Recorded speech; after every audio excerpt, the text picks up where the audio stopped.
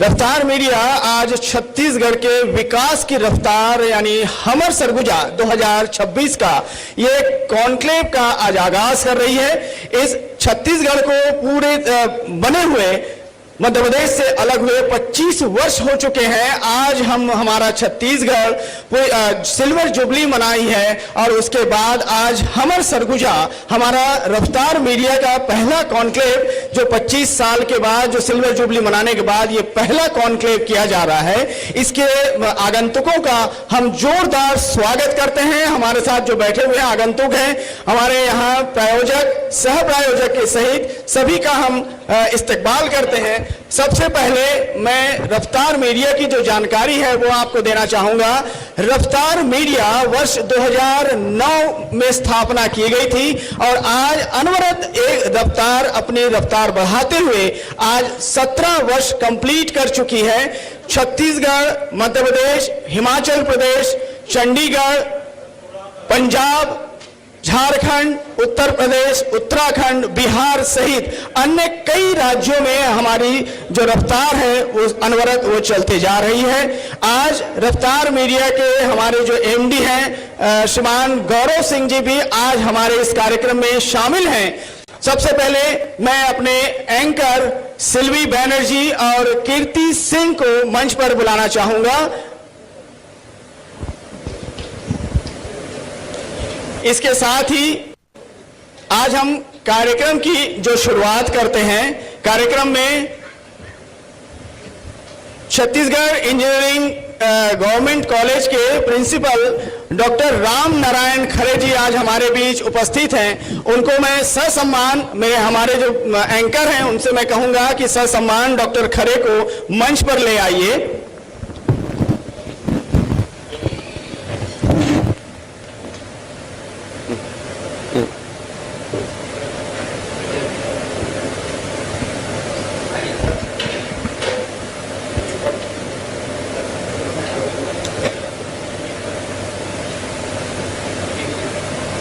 Government engineering college के principal professor doctor Ram Narayan Khare ji का हम बहुत जोरदार स्वागत करते हैं।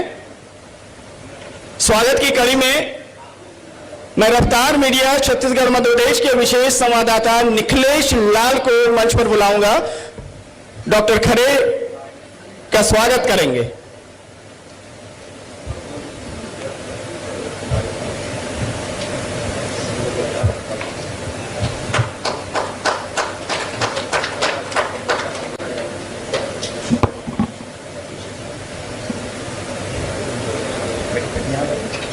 डॉक्टर खरे से मैं अनुरोध करूंगा कि वो अपना स्थान ग्रहण करें और हमारे दो एंकर कीर्ति सिंह और सिल्वी बैनर्जी से अनुरोध करूंगा कि वो आज का कार्यक्रम की शुरुआत करें।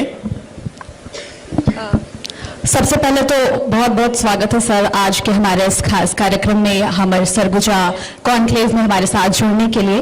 और जैसा कि हम सभी जानते हैं छत्तीसगढ़ 25 साल का हो चुका है और इन 25 वर्षों में छत्तीसगढ़ ने काफी चुनौतियां देखी हैं और इसके साथ ही अभी काफी कुछ नए परिणाम निकलकर सामने आ रहे हैं जिसमें छत्तीसगढ़ काफी आगे बढ़ चुका है और बात सरगुजा की जा रही है। तो ऐसे में सरगुजा के विकास कितने हुए और फिलहाल जो है आपके कॉलेज की अगर बात की जाए, गवर्नमेंट इंजीनियरिंग कॉलेज है, कई बच्चे कई छात्र यहाँ से निकलकर आज बेहतर उज्जवल भविष्य बनाए हैं उन्होंने और कॉलेज का भी काफी नाम है। ऐसे में आपसे पहला सवाल यही रहेगा कि उन बच्चों को, चूंकि 25 सालों में छत्तीसगढ़ तो आगे बढ़ा ही है, और कॉलेज में बच्चों को कैसे सुविधा आप दे रहे हैं और चूंकि ग्रामीण बहुल क्षेत्रों से बच्चे निकल कर आते हैं, सपना देखते हैं इंजीनियरिंग बनने का, तो कैसा सफर रहा है आपके कॉलेज का?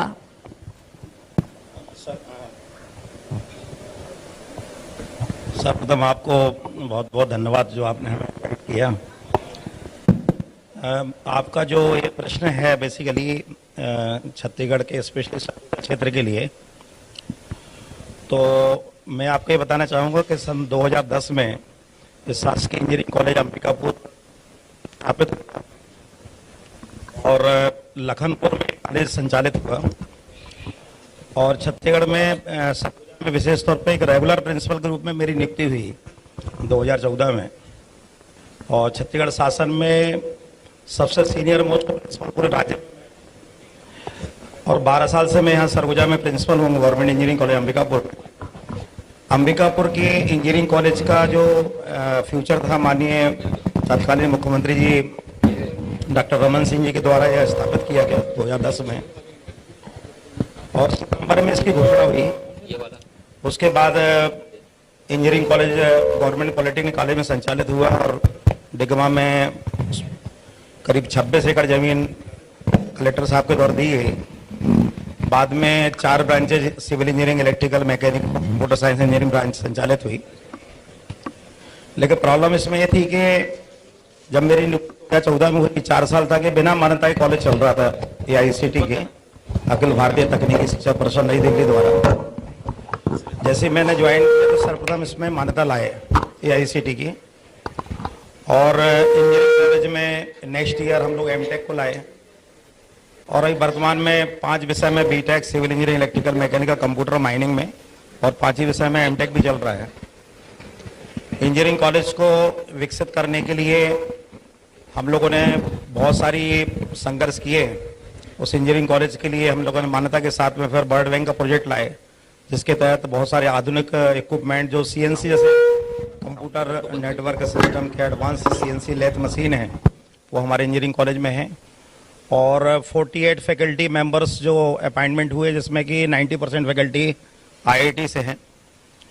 और बताते बड़ा हर्ष हो रहा है कि यह है छत्तीसगढ़ राज्य का पहला गवर्नमेंट इंजीनियरिंग कॉलेज अंबिकापुर का, जो इस साल वर्किंग प्रोफेशनल के लिए नए कोर्स लेकर आया है, जिसमें BTech और MTech लोग, जो नौकरी पेशा वाले लोग हैं, जिनका 1 साल का अनुभव होगा, वो लोग BTech और MTech दोनों कर पाएंगे। और MBA भी संचालित हो रहा है। सरगुजा के क्षेत्र में जो छात्रों के बारे में विशेष तौर पर आपने कहा कि बच्चे बड़े मेधावी हैं। 2020 में हम लोगों ने उस कॉलेज को लखनपुर से अंबिकापुर शिफ्ट किया, क्योंकि परमानेंट बिल्डिंग हमारी यहीं डिगमा सरगुजा के पास में स्थापित हो गई है, और हॉस्टल और बालक छात्रावास और सब कुछ बढ़िया। 42 एकड़ 26 एकड़ से 42 एकड़ जमीन हुई। देखिए, जो वर्तमान पक्ष में मैं आपको 2-3 चीजें बड़ी इंपॉर्टेंट बताना चाहूंगा। शासन की योजनाएं, पूर्व में यह इंजीनियरिंग कॉलेज शासकीय इंजीनियरिंग कॉलेज अंबिकापुर के नाम से खोला गया। बाद में इस कॉलेज का नाम विश्वविद्यालय इंजीनियरिंग कॉलेज लखनपुर रख दिया गया। सरगुजा यूनिवर्सिटी ने इसे संचालित किया। बहुत सारी समस्याएं थी। बाद में फिर हम लोग इसको छत्तीसगढ़ स्वामी विवेकानंद टेक्निकल यूनिवर्सिटी भिलाई में इसको मर्ज किए। और वर्तमान में दोबारा माननीय मुख्यमंत्री जी श्री विष्णुदेव शाह जी का मैं आभारी हूं कि उन्होंने पुनः इसका दोबारा नाम शासकीय इंजीनियरिंग कॉलेज अंबिकापुर इसी पिछले साल ही इसको किया है। अभी गवर्नमेंट ने माननीय प्रधानमंत्री जी की अनुसार पूरे राज्य में 4 ही गवर्नमेंट इंजीनियरिंग कॉलेज हैं, बिलासपुर, रायपुर, जगदलपुर और अंबिकापुर। अभी माननीय प्रधानमंत्री घोषणा संभाग में 11 CGIT बन रहे हैं, Chhattisgarh institute of technology. Chhattisgarh institute of technology में हमारा कॉलेज भी अगले साल फिर नया नाम होगा, जो IIT के लेवल पे उसको अपग्रेड किया जाएगा। तो आने वाले समय में निश्चित रूप से संभाग में बहुत सारे रोजगार की संभावनाएं होंगी। अभी राष्ट्रीय शिक्षा नीति के तहत विशेष तौर पर वोकेशनल ट्रेनिंग पर जोर दिया जा रहा है कि फ्लेक्सिबिलिटी रहे एजुकेशन में, ज़्यादा सारे लोग एजुकेशन करें। और ग्रास एनरोलमेंट रेशियो हम लोग उसको 50% ले जाने की कोशिश कर रहे हैं कि लोग ज़्यादा से ज़्यादा एडमिशन लें, पूरा ग्रास एनरोलमेंट रेशियो 50% तक हो जाए। तो आने वाले समय में रोजगार की संभावना से इंजीनियरिंग कॉलेज में बहुत ज़्यादा रहेगी। और आप मुझे समय बताएंगे कितना मुझे बोलना, उसके हिसाब से मेरे पास में काफ़ी इसमें टेक्निकल में चीज़ें हैं। अच्छा, बोल सकते हैं कितना भी? अच्छा। तो मैं थोड़ा सा आपको राष्ट्रीय शिक्षा नीति के बारे में बताना चाहूँगा।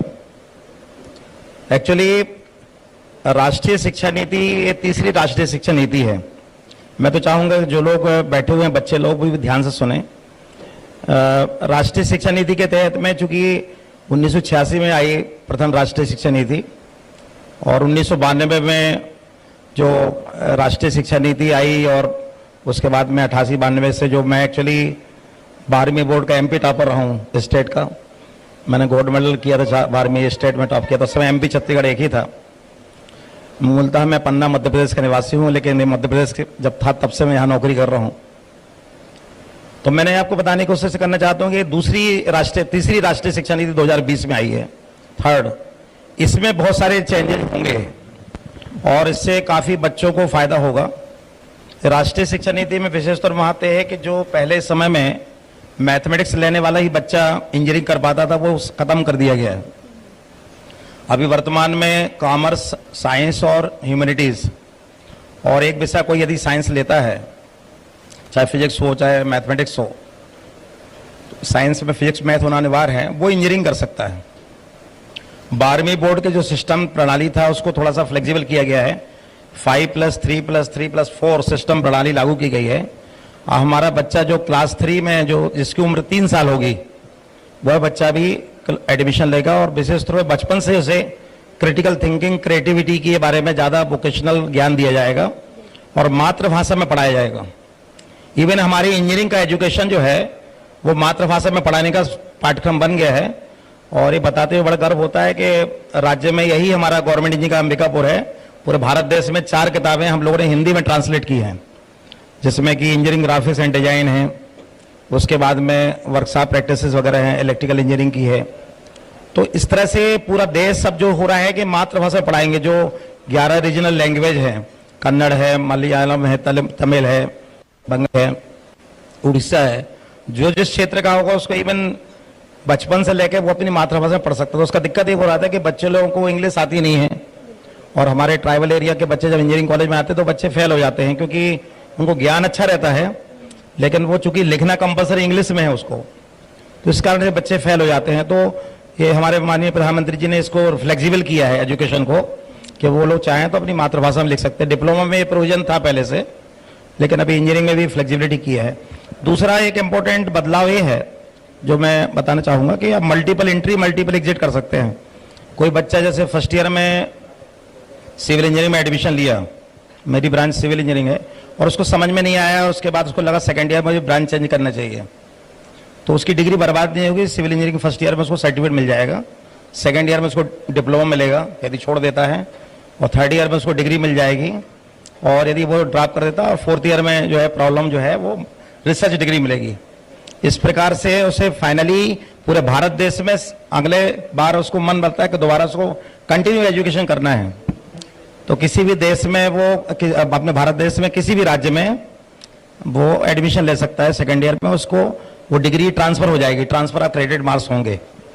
तो इस प्रकार से मल्टीपल एंट्री, मल्टीपल एग्जिट का प्रोविजन हमारी राष्ट्रीय शिक्षा नीति में किया गया है। कुछ सर बोल रहे थे कुछ आपकी सर मेरा सवाल आपसे ये है कि जैसे कि आपने कहा कि शिक्षा के क्षेत्र में, इंजीनियरिंग में ही आपके कॉलेज ने विद्यार्थियों के लिए बहुत कुछ किया है और प्लेसमेंट्स वगैरह भी आपने ऑर्गेनाइज किए हैं।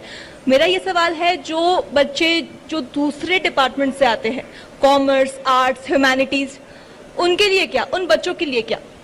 उन बच्चों के लिए एक्चुअली छत्तीसगढ़ सरकार ने बहुत सारे वोकेशनल कोर्सेज खोले हैं, जिससे वोकेशनल कोर्सेज में 4 प्रकार की ट्रेनिंग होती है। एक्चुअली मैं आपको बताना चाहूँगा, एक इंटर्नशिप कहलाता है, एक इनोवेशन कहलाता है, एक इंक्यूबेशन कहलाता है, और एक कहलाता है हमारा स्टार्टअप।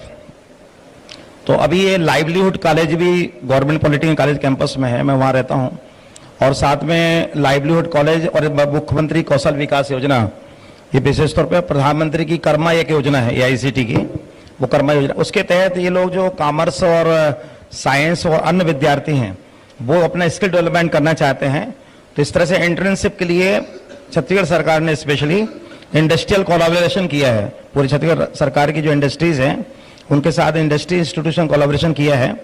उनको बाकायदे डायरेक्शन दिया जाता है, उसमें हम लोग स्पेस देते हैं, बाकायदे कमरा देते हैं। अभी हमने टाटा कंसल्टेंसी को बुलाया था, उसके लिए हमने बाकायदे कमरा दिया। वो उन बच्चों को बुलाते हैं, बाकायदे उनको ट्रेनिंग देते हैं। ट्रेनिंग देने के बाद उनको कम्युनिकेशन डेवलप करते हैं, जिसको सॉफ्ट स्किल बोलते हैं हम लोग। पर्सनल डेवलपमेंट करते हैं, क्योंकि बच्चे लोगों को कंपनी में किस प्रकार से इंटरव्यू देना है। बाद में हम लोग फंडिंग भी करते हैं उसके लिए। रादर हमारे यहाँ जो छत्तीसगढ़ स्वामी विवेकानंद यूनिवर्सिटी में 4.25 करोड़ रुपए ग्रांट मिला है। मैं डीन भी हूँ यूनिवर्सिटी का, तो 4.25 करोड़ के अंदर हमने 15-15 लाख रुपए स्टूडेंट्स को, जो दूसरे ब्रांच के हैं, जो आपने बताया कॉमर्स, साइंस या अन्य विषय के लोग भी हैं। तो एक विनीता पटेल करके एक छात्रा है, वो रायगढ़ की रहने वाली है, आप सर्च करेंगे नेट में, हमने उसको 15 लाख रुपए दिए हैं। उसने रीयूजेबल सैनिटरी पैड बनाया है, और खासतौर पे जो ट्राइबल एरिया के लोग हैं उनको सैनिटरी पैड को वो बांट रही है। वो बायोडिग्रेडेबल है और रीयूजेबल है, तो तो उनको गांव में इतने हाइजीनिक पॉइंट ऑफ व्यू से उसने काफी अच्छा मुहिम किया, वो करोड़ों रुपए कमा रही है। तो स्टार्टअप में अभी हमने मिलेट बेस्ड बेकरी के तौर पे जो बाजरा, ज्वार और रागी, कुदरो, इस तरह की जो रहते हैं मोटा अनाज जिसको बोलते हैं, इसमें गवर्नमेंट प्रमोट कर रही है। उसमें भी हमने 15 लाख रुपए बच्चों को दिए हैं कि वो लोग अभी अपनी बेकरी बना रहे हैं, बिस्किट्स बना रहे हैं, तो वो भी एक स्टार्टअप के रूप में कर सकते हैं। महिलाओं के लिए विशेष तौर पे आप लोगों को बताना चाहूंगा मैं कि एक प्रधानमंत्री नमो ड्रोन योजना आई है, जिसमें हमारा जो इंजीनियरिंग कॉलेज है और यूनिवर्सिटी है, चूंकि यूनिवर्सिटी का ही गवर्नमेंट इंजीनियरिंग कॉलेज है, उसमें नमो ड्रोन पायलट के रूप में हम ट्रेनिंग दे रहे हैं महिलाओं को।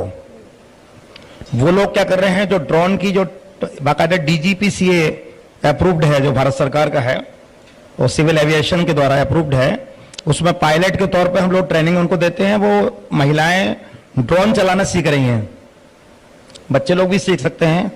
तो एरिगेशन के लिए यदि उनको यूरिया वगैरह या खेतों में डालना है, या उसके लिए सॉइल की मैपिंग करना है, या उसको मान लीजिए डिजास्टर मैनेजमेंट में देखना है कहाँ कोई आपत्ति आ गई, कोई दिक्कत हो रही है, खासतौर फॉरेस्ट एरिया में जो हम लोग हाथी वगैरह को देखते हैं, उसमें ड्रोन के माध्यम से पायलट की ट्रेनिंग दी जाती है, उसमें रोजगार की संभावनाएं पूरी हो रही है और गवर्नमेंट उसमें सब्सिडी दे रही है। ऐसे 15 बच्चों को हमने CSB2 फोर्टे कहलाता foundation on rural technology entrepreneurship के तौर पर उनको ट्रेनिंग दिया है, और वो बच्चे काफी उसमें सभी ब्रांच की respective of engineering and technology कोई भी उसमें आ सकते हैं, और उसमें हम लोग उसको फंडिंग कर रहे हैं। तो उसमें 3 चीजें बड़ी इंपॉर्टेंट है। पहला, उनको हमको ट्रेनिंग देना है। दूसरा, उसके बाद उनको ट्रेनिंग के बाद उनको तैयार करना है। चौथा, हम लोग क्या कर रहे हैं, फंडिंग दे रहे हैं। फंडिंग के बाद में इंडस्ट्री के साथ उनका कोलैबोरेशन कर रहे हैं ताकि वो लोग स्वयं रोजगार कर सकें, तो उनको उद्यमी बना रहे हैं। बेसिकली ये बड़ा अच्छा उसमें चारों चीजें हो रही है, मेंटरशिप, फंडिंग देना, training and collaboration with the industry, ताकि वो अपना खुद का उद्यमी हो सके।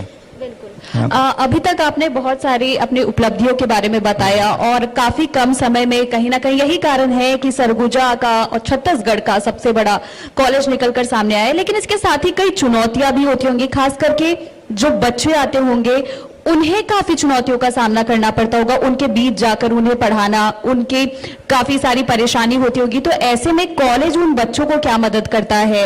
और जैसा कि स्कॉलरशिप के बारे में भी आप बता रहे थे, काफी बच्चे ट्राइबल एरिया जैसा कि सरगुजा है ही, और यहाँ पर ग्रामीण बहुमूल क्षेत्र से बच्चे आते हैं, तो उपलब्धि तो काफी हमने सुनी है। चुनौतियों के बारे में अगर बात की जाए, क्या कुछ चुनौती है और लगता है कि सरकार उसमें और मदद कर कॉलेज को? पहले तो मैं इस बात पे बहुत खुश हो रहा हूं कि आप लोग जो दोनों लोग बहुत अच्छे क्वेश्चन पूछ रहे हैं, और एक्चुअली मेरा भी थोड़ा सा एकेडमिक इंटरेस्ट काफ़ी रहता है, और मैं थोड़ा पढ़ाई लिखाई वाला थोड़ा ज़्यादा रहा हूँ, डबल PhD किया, और मुझे थोड़ा सा एकेडमिक इंटरेस्ट बहुत ज़्यादा है। मैं आपको चुनौतियों के बारे में थोड़ा सा बताऊँगा।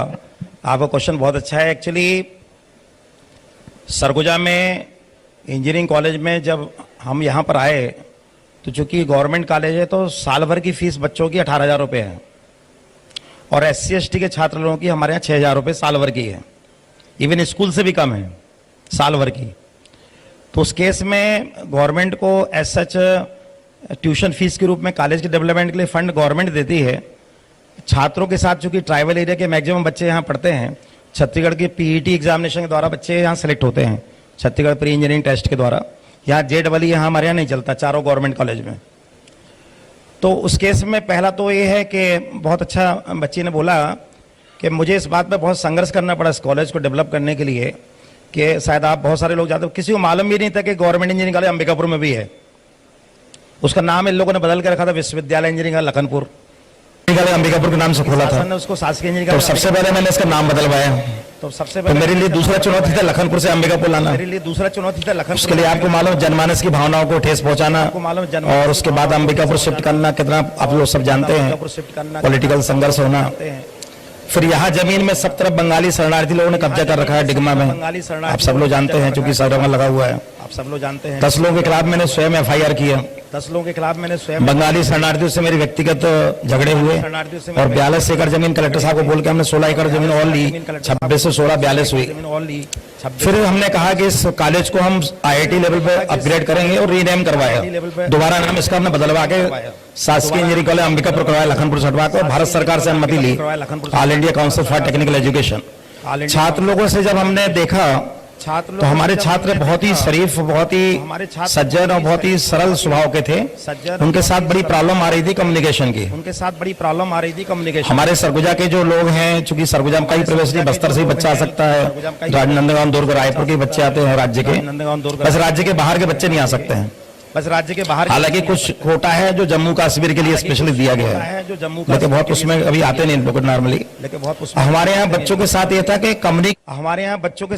कि कम्युनिकेशन का प्रॉब्लम बहुत ज्यादा था, चूंकि मैक्सिमम लोग ट्राइबल कहते हुए हिंदी का भी इशू था, उनको हिंदी भी ढंग से नहीं आती थी, अंग्रेजी तो टीचर लोग जो पढ़ाते थे तो हमारा था कि सिंप्लिसिटी में बच्चे लोगों को पढ़ाना है, समझाना है और उनको अच्छे मार्क पे ले जाना है। हमने जो टाटा कंसल्टेंसी, अदानी और जायसवाल निको इंडस्ट्रीज को बुलाया, और ख़ास तौर पे मैं आप सबको बताना चाहूँगा कि हमारे सांसद महोदय जी और माननीय मंत्री जी ने काफ़ी सहयोग किया।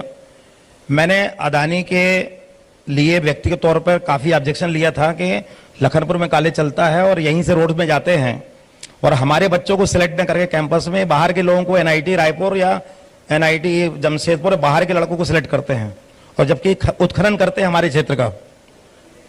इस पर भी हमने काफी पहल की थी, तो गवर्नमेंट ने फिर उनको बैन लगाया और बोला कि एससीसीएल भटगांव हो या यहाँ का मैनपाट का जो हो या अदानी वगैरह हो, बच्चों को मैंडेटरी कम से कम 10-20% का कोटा होना चाहिए रोजगार के लिए। तो छात्रों की जो समस्याओं में जो मेन इंपॉर्टेंट हमने देखा कि बच्चों में प्रतिभा बहुत ज्यादा थी। कई बच्चे हमारे राष्ट्रीय स्तर पे बहुत, एक छात्रा है हेमांगी त्रिपाठी, आप लोग सब जानते होंगे, वो राष्ट्रीय स्तर पे गाना गाती है, उसकी फिल्म में भी सिलेक्शन, छालीवुड में भी उसने गाना गाया। हेमांगी त्रिपाठी अभी सारे प्रोग्राम में आपने देखा वो वंदे मातरम गाती है, वो हमारे इंजीनियरिंग कॉलेज की है।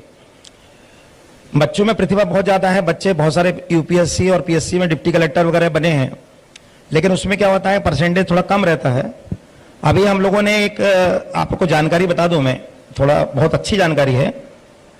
हम लोगों ने भारत सरकार से 14 करोड़ का प्रोजेक्ट लिया, हमने 50 लाख रुपए सिर्फ आईआईटी लेवल में बच्चों को ट्रेनिंग में बाहर भेजा।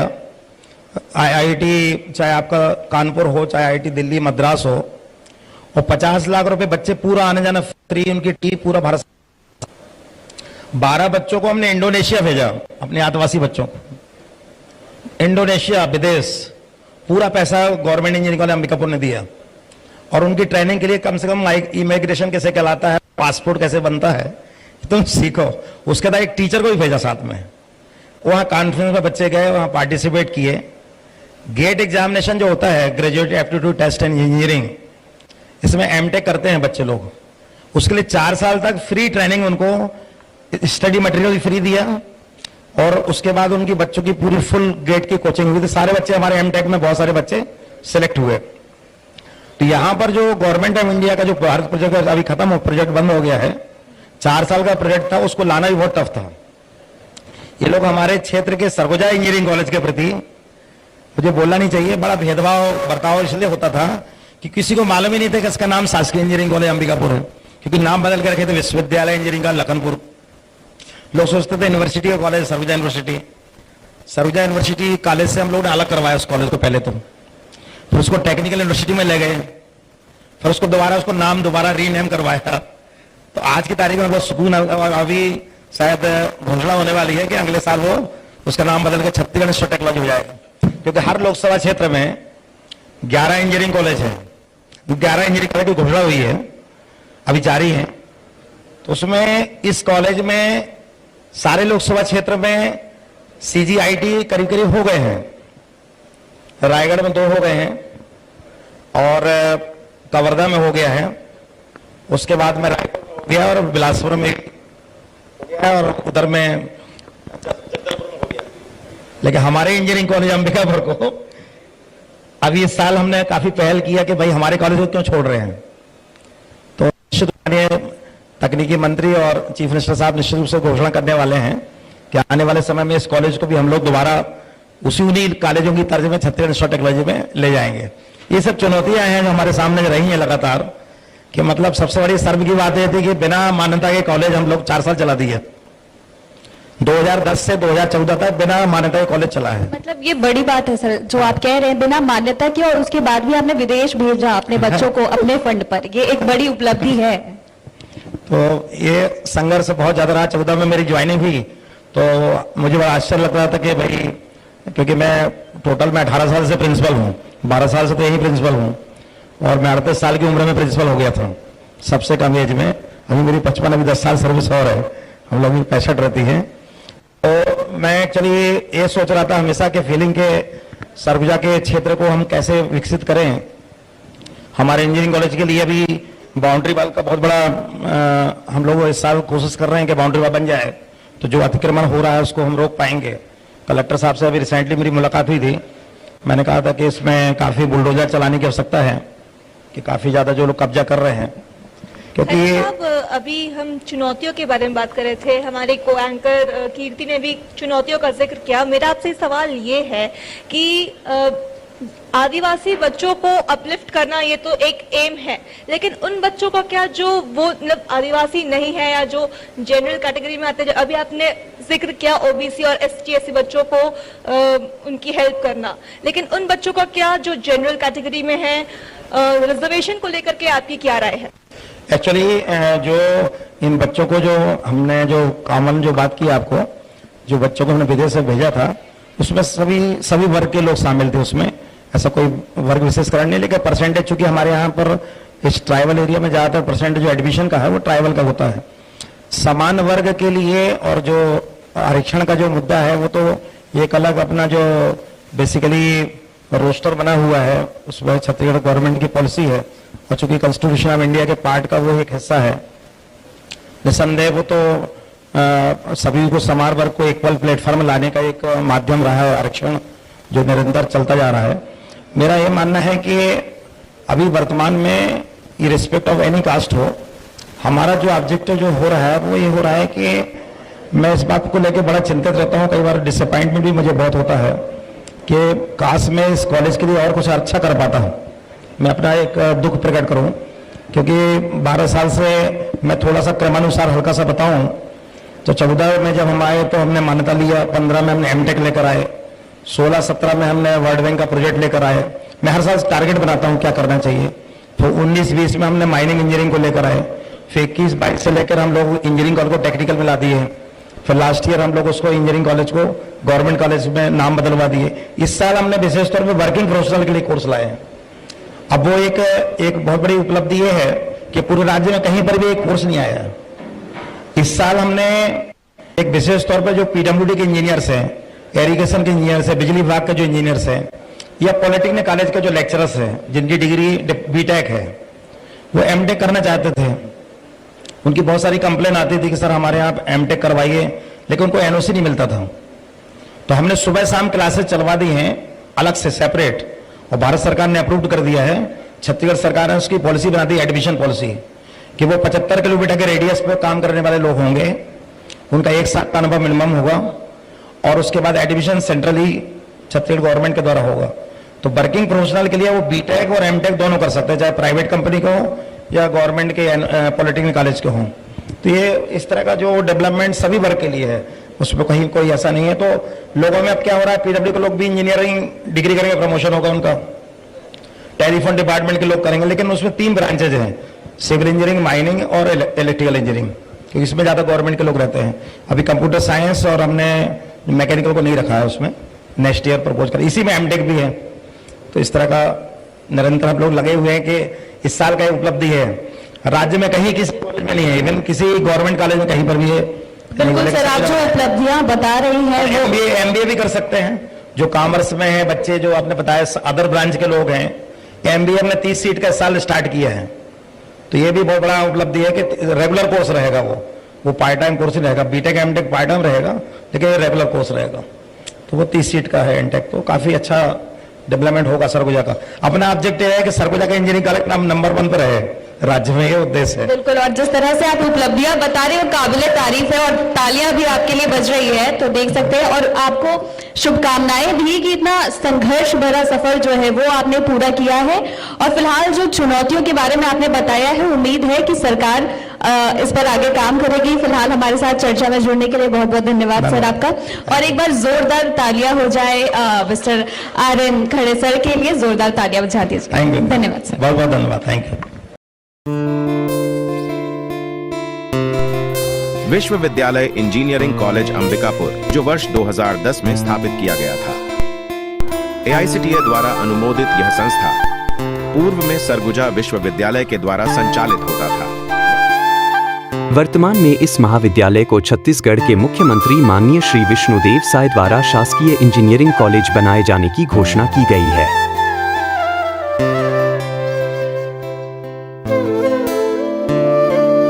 एक जो इंजीनियरिंग कॉलेज है उसमें विश्वविद्यालय इंजीनियरिंग कॉलेज अंबिकापुर ऐसे नाम बदल दिया गया है, जिसके कारण कुछ लाभ से वो कॉलेज वंचित हो रहा है। तो आज मैं उसके जगह पर शासकीय इंजीनियरिंग कॉलेज अंबिकापुर के नाम से अब ये कॉलेज जाना जाएगा, ऐसी मैं घोषणा करता हूं। माननीय मुख्यमंत्री श्री विष्णुदेव साई जी के सरकार का 1 साल के सुशासन में ये इंजीनियरिंग कॉलेज को मिला शासकीय इंजीनियरिंग कॉलेज का दर्जा। कॉलेज विस्तार हेतु जिला प्रशासन से मिला 16 एकड़ की अतिरिक्त भूमि का आवंटन। माननीय मुख्यमंत्री श्री विष्णुदेव साई जी के सुशासन का सादर आभार।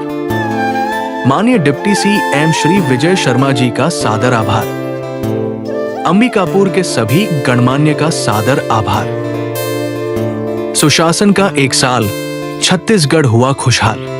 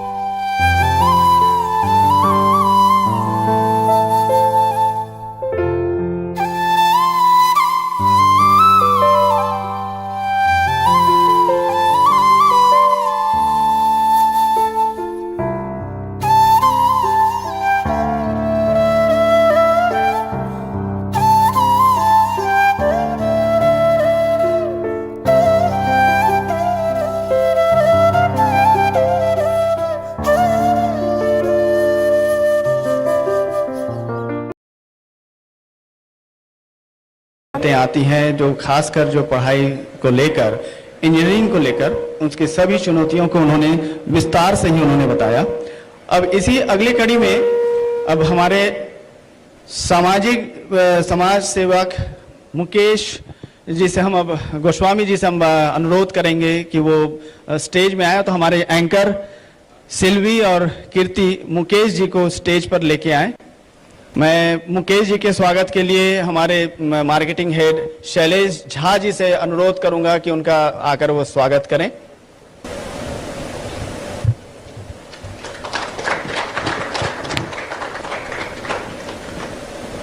मुकेश जी से अनुरोध है कि वो अपना स्थान ग्रहण करें। मुकेश जी से सवाल जवाब करने के लिए मैं अनुरोध करूंगा हमारे एंकर निखिलेश लाल जी आए और कीर्ति सिंह को अनुरोध करूंगा कि वो अपना स्थान ग्रहण करें। और बहुत बहुत स्वागत है गोस्वामी जी आपका। धन्यवाद। रफ्तार मीडिया परिवार की तरफ से भी, और स्वागत के साथ में ही, क्योंकि स्वागत आपका होने वाला था, ये हमने सुना है। सरगुजा संभाग में अंबिकापुर में आप चुनाव भी लड़े हैं, निर्दलीय के रूप में भी आपने चुनाव लड़ा है, समाज सेवा से आप जुड़े हुए हैं। पहला सवाल मैं सिर्फ यही लूंगा कि समाज सेवा करते हुए आपके वो कदम पॉलिटिक्स की तरफ कैसे बढ़ गए? पॉलिटिक्स की तौर तो आज भी नहीं है। समाज सेवा ही मेरा एक लक्ष्य है और वही चलेगा। चुनाव में आने का कारण ये था कि एक परिवर्तन हो, कांग्रेस या बीजेपी, कांग्रेस या बीजेपी, कांग्रेस या बीजेपी की विचारधारा बदले और युवा ये समझे कि हम भी चुनाव में हिस्सा ले सकते हैं, हमारा संवैधानिक अधिकार है। अभी तक लोग ये समझते हैं कि जब हम पार्टी बनाएंगे या पार्टी के आधार पर ही हम चुनाव लड़ सकते हैं।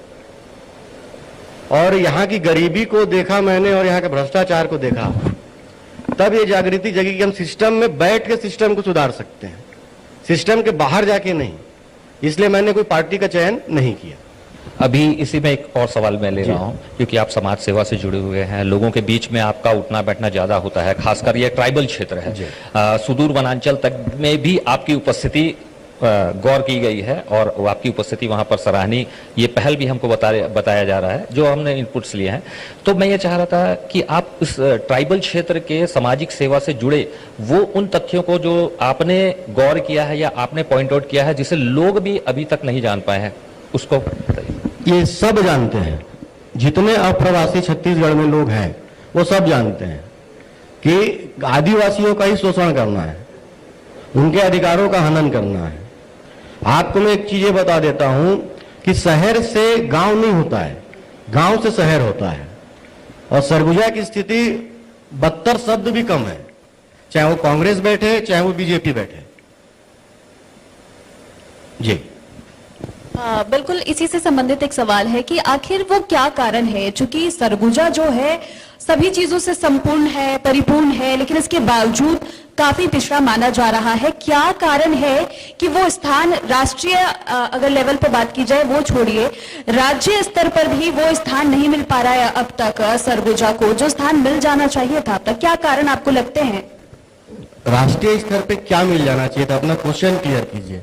एजुकेशन में, हेल्थ में, क्या चीज? सभी क्षेत्रों में, जैसे कि मैंने पहले ही कहा कि सभी क्षेत्रों में परिपूर्ण है सरगुजा, इसके बावजूद अभी तक उसे वो स्थान क्यों नहीं प्राप्त हो रहा है? और जैसा कि आपने भी कहा कि आपको लगा कि अगर पॉलिटिक्स में आ जाते हैं, राजनीति में आ जाते हैं, तो शायद जो है विकास कार्य और प्रगति आएंगे विकास में। जी बिल्कुल, यहाँ की गंदी और ओझल राजनीति मुख्य कारण है सरगुजा के विकास नहीं होने का। और सरगुजा का एक भ्रम है कि निर्दलीय को लोग जानते ही नहीं है, सिर्फ दो पार्टी को जानते हैं, कांग्रेस और बीजेपी। 75 साल राज किया किसने? कांग्रेस ने। और फिर 15 साल राज किया बीजेपी ने, फिर 5 साल कांग्रेस ने किया, वही स्थिति हुई। फिर जनता सोची कि बदलते हैं, वही हुआ। बीजेपी बैठी तो आज भी स्थिति वही है मैडम, बदली नहीं है। सामाजिक ताने बाने को लेकर के भी एक सवाल आ रहे थे कि सामाजिक ताने बाने में जिस प्रकार से पॉलिटिक्स में आप जा करके इसको सुधारने का प्रयास कर रहे हैं, तो कहीं ना कहीं पॉलिटिक्स में आने के लिए तो आपको मैन पावर भी चाहिए है, वोटिंग्स चाहिए है। तो आपका ऐसा क्या गोल है अभी, या जिस उद्देश्य को लेकर के आप चल रहे हैं? जिस प्रकार से अभी आपने बताया है कि राजनीतिक पार्टी में कांग्रेस भी इनका नेगेटिविटी है, बीजेपी की नेगेटिविटी है, तो और भी पार्टी होते हैं, क्या आप स्वयं की भी पार्टी बनाने का तो नहीं सोच रहे हैं? जरूरत पड़ी तो पार्टी बनाएंगे। और जो 12वीं पास युवा होगा वही हम लोग का हकदार होगा चुनाव लड़ने का। अभी ट्रेंड में चल रहा है, जिस प्रकार से हमने देखा सोशल मीडिया में भी कॉकरोच जनता पार्टी एक आ रही है। देखिए वो गंदे सोच की मानसिकता था। कॉकरोच गंदगी फैलाता है कि सफाई करता है? मैं आप सबसे पूछता हूं, कॉकरोच गंदगी फैलाता है कि सफाई करता है? तो आप अगर ह्यूमन राइट्स के लिए लड़ने जा रहे हैं तो कॉकरोच नाम रखिएगा। और चीफ जस्टिस ने जो प्रतिक्रिया की थी वो तो तकिया कलाम है। जैसे हमारे सामने प्रिंसिपल सर बैठे हैं, आप किसी बच्चे को बोल देते हैं कि तुम गधे हो यार, तो क्या गधा हो जाता है? नहीं होता है। तो उन्होंने एक व्याख्या की कि पढ़े लिखे जितने लोग हैं या तो वो मीडिया कर्मी बन गए हैं या तो आरटीआई एक्टिविस्ट बन गए हैं, काम कुछ नहीं है। अगर आप मीडिया का एम पूछ दीजिए, जर्नलिज्म का जे पूछ दीजिए, तो जे का फुल फॉर्म भी नहीं बता पाएंगे कि क्या होगा। उनमें जो शोषित कर रहे हैं लोगों को, संविधान ने अधिकार दिया है आपको कि आप आरटीआई लगाइए, लेकिन उसका गलत उपयोग हो रहा है। जो व्यक्ति बोल सकता है, जो व्यक्ति लिख सकता है, अनुच्छेद 19 कहता है, वो पत्रकार होता है। तो पत्रकारिता के स्तर को भी गिराया गया, तो उन्होंने मीडिया को बोला। और किसी युवा को चीफ जस्टिस ने कॉकरोच नहीं बोला, एक संज्ञा दी है। आप अपने घर के बगल में अगर कचरा फेंकते जाएंगे तो क्या होगा? एक पहाड़ बनेगा। तो आप मुझे ये बताइए, इतने लोग बैठे हैं कि क्या पढ़ना लिखना शिक्षा प्राप्त कर लेना नौकरी की गारंटी होता है क्या? मेरे हिसाब से तो शिक्षा आपके सामाजिक विकास के लिए, आपके आर्थिक विकास के लिए, आपके पारिवारिक विकास के लिए ये आती है। अभी फिलहाल जिस प्रकार से हम लोग देख रहे हैं कि सामाजिक रूप में युवाओं का जी। अभी क्योंकि छत्तीसगढ़ युवा है, देश में युवा की जनसंख्या ज्यादा है, एक बैकग्राउंड अगर हम देखें तो युवाओं का भी जोर है। अभी आप समाज के रूप में, सामाजिक सेवा के रूप में जाते हैं तो यहाँ भी एक प्रकार से, जिस प्रकार से हमने इनपुट्स लिया, यहाँ के जो लोकल रिपोर्टर्स हैं उन्होंने भी बताया थे, सरगुजिया ग्रुप्स जी। अभी थोड़ा ज्यादा हाईलाइटेड हो रहा है कि सरगुजिया ग्रुप्स, तो ये समाज के बीच में जब आप जाते हैं, युवाओं के बीच में जाते हैं, तो उनका क्या मोटिवेशन दिख रहा है या फिर उनका क्या रुख दिख रहा है? कुछ मेरे प्रति क्या रुख दिख रहा है कि सरकार के प्रति क्या? सरकार के प्रति, क्षेत्र के प्रति, समाज के प्रति, अभी युवाओं के रुख में, क्योंकि आप समाज सेवी हैं, वो गुमराह है। इसके लिए होना क्या चाहिए वो भी बताइएगा। उसके लिए एक अच्छा नेतृत्वकर्ता को चुनना पड़ेगा इन्हें, जो निर्दलीय हो, जो किसी पार्टी से ना हो। निर्दलीय व्यक्ति कभी भी पार्टी का दबाव में नहीं रहता है, गुलाम में नहीं होता है, वो जनता का सेवक के रूप में काम करता है। और जब तक यहाँ बीजेपी कांग्रेस होता रहेगा, सरगुजा का विकास नहीं होगा। बिल्कुल, आपकी बातों को सुनकर काफी अच्छा लग रहा है, जैसा आप साफ सटीक सीधा जवाब दे रहे हैं। इसी से संबंधित एक और सवाल है, जैसा कि आप कह रहे हैं कि जब तक कांग्रेस बीजेपी होता रहेगा, ये बात आप भी मान रही हैं कि सिर्फ दो ही पार्टियां नजर आ रही है, कांग्रेस और बीजेपी। आपने कहा कि अगर आवश्यकता होगी, जरूरत पड़ेगी तो आप अपनी पार्टी बनाएंगे, तो ऐसे में इन दो पार्टियों के बीच आपके लिए मुश्किलें तो होंगी, चुनौती तो होगी अपने सामंजस्य स्थापित करने के लिए और दो पार्टियों को सीधा निर्दलीय तौर पर टक्कर देने के लिए। इसका रिजल्ट मेरे पिछले चुनाव में मिला है मुझे। ना तो मेरा पब्लिक बैकग्राउंड था, ना राजनीतिक बैकग्राउंड था। 20 दिन पहले हम लोगों ने तैयारी की, ना तो संसाधन थे ना तो पैसे थे। 1794 वोट मेरे को प्राप्त हुए। तो ये क्या संकेत जा रहा है कि 1700 से 17 लाख भी हो सकते हैं। तो आज भी कहीं ना कहीं सरगुजा में बुद्धिजीवी वर्ग है, लेकिन वो डरे हुए किससे हैं? समूह से। समूह क्या है? राजनीतिक। कि अगर कोई अच्छा बोलना चाहता है उसे दबा दिया जाता है, तो बोल नहीं सकता है। और हर राजनीतिक पार्टी यहां पे भूमाफियाओं को, गलत काम करने वाले लोगों को पनाह दे के रखी है, चाहे वो बीजेपी हो चाहे वो कांग्रेस हो। उससे एक आम जनता परेशान है। इस कारणवश जो स्थिति बन रही है और जो आप लोग के प्रश्न आ रहे हैं, इसीलिए आ रहा है। सरगुजा जिस दिन 100% लिटरेट हो जाएगा, 82% का इसका इतिहास है, 82% आदमियों को माना जाता है, मेल को माना जाता है कि ये लिटरेट है, लेकिन वो कागज में है। हकीकत तो ये है कि आप रोड पे निकल के देखिए, शिक्षा व्यवस्था को देखिए, स्कूल जाके देखिए, स्कूल के टीचर लेंगे 70,000 तनख्वाह, 1 लाख तनख्वाह, लेकिन उन बच्चों से उनको मोह नहीं है जिन बच्चों के चलते उनको तनख्वाह मिलता है। इसलिए स्तर ऐसा है जी। बिल्कुल, लेकिन अगर बात की जाए सरकार की, वो तो अपनी उपलब्धि पूरी गिना रहे हैं कि इन 2.5 वर्षों में कई योजनाएं लेकर आए। महतारी वंदन योजना की हमेशा से हमने देखा है बात होती है, तो उपलब्धि तो सरकार गिना रहे हैं कि काफी कुछ परिवर्तन आया है, बदलाव आया है राज्य में। आप अगर परिवर्तन आता तो कल का एक फोटो देखिए, हर पब्लिश में है कि एक 80 साल की वृद्ध महिला को एक 40 से 50 इयर्स की महिला ऐसे अपने कंधे पे टांग के 1,000 रुपए का पेंशन दिलाने के लिए लेके आई है। तो क्या ये सरकार का काम है? सरकार का काम तो ये होना चाहिए कि उसके दरवाजे तक चली जाए। अरे वो 90 साल की है तो हमारी भी मां हो सकती है ना, और हमारे घर का भी मैटर हो सकता है, तो उसे लोड करके लाद के कंधे पे कौन जाएगा? ये सरकार फेल है।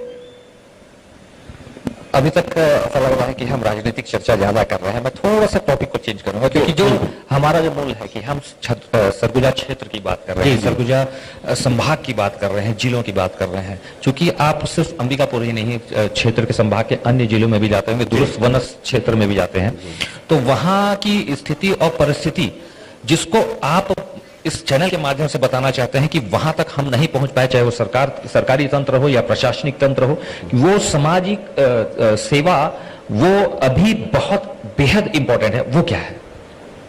आप सरगुजा की बात कर रहे हैं, जो आप अंबिकापुर नोटिस की किया बात कर रहे हैं कि आप छत्तीसगढ़ की बात कर रहे हैं? सिर्फ हम सरगुजा संभाग क्षेत्र की बात कर रहे हैं, क्योंकि आप क्षेत्र में अपने जी। जा रहे हैं। सरगुजा क्षेत्र में जी।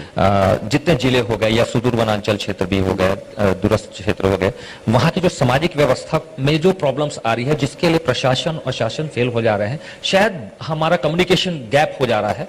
तो उसी आवाज को आप जब उठा रहे हैं, तो उसमें आपको एक खास क्या लग रहा है कि जो बेहद जरूरी है, जिसे हम आप रफ्तार मीडिया के माध्यम से शासन और प्रशासन को भी कहें और आप स्वयं या आपकी टीम भी उसमें सहायता में मदद है। जब तक इस जिले के बैठे हुए आईएएस और आईपीएस सही काम नहीं करेंगे, तब तक कोई भी निर्णय सामने नहीं आएगा।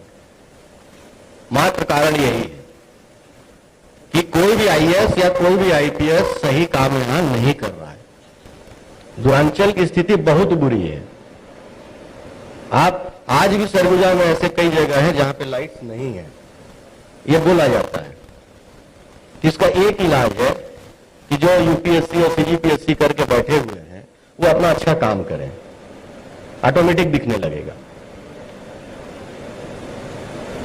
बिल्कुल सर, क्या लगता है, जैसे आप बता रहे हैं काफी कुछ चीजें हैं जिसमें काम करने की आवश्यकता तो है, लेकिन अगर अपने संभाग की बात की जाए तो काफी ऐसी उपलब्धियां भी तो है। अगर आपको लगता है कि इसमें भी नाम होना चाहिए अपने सरगुजा संभाग का, अगर कंप्लेन की बात हटा दी जाए तो? सरगुजा की उपलब्धि मुझे एक एक करके पूछिए तो मैं आपको अच्छा जवाब दूंगा कि शिक्षा पे, स्वास्थ्य पे, रोजगार पे, पर्यटन पे, अगर आप एक एक बात पूछेंगे तो मैं आपको सही जवाब दे सकता हूँ। क्योंकि छत्तीसगढ़ 25 वर्षों का हो चुका है, तो ऐसे में अगर कंप्लेन की बात हटा दी जाए और कुछ अगर तारीफ की बात भी की जाए सरगुजा संभाग की, तो वो क्या कुछ उपलब्धि होंगी, वो भी थोड़ा बता दे जो जनता देख रहे हैं उन्हें। सरगुजा संभाग की उपलब्धि ये है कि सरगुजा संभाग के लोग गुमराह हैं। उपलब्धि यही है। हेल्थ आज आप सर पूरे सरकाजम के मूड में आए हैं, ऐसा लग रहा है। आप पूरे सरकाजम के मूड में आए हैं आज। नहीं, ऐसा नहीं है। मेरा, अगर मैं सामाजिक कार्य करता हूं तो मुझे मेरा बोलना अधिकार है, संविधान मेरे को बोलने का अधिकार देता है। तो जो आप प्रश्न पूछेंगे उसके हिसाब से मेरे को जवाब देना है। तो आप मेरे से जिस हिसाब से पूछिए वो प्रश्न स्पष्ट हो।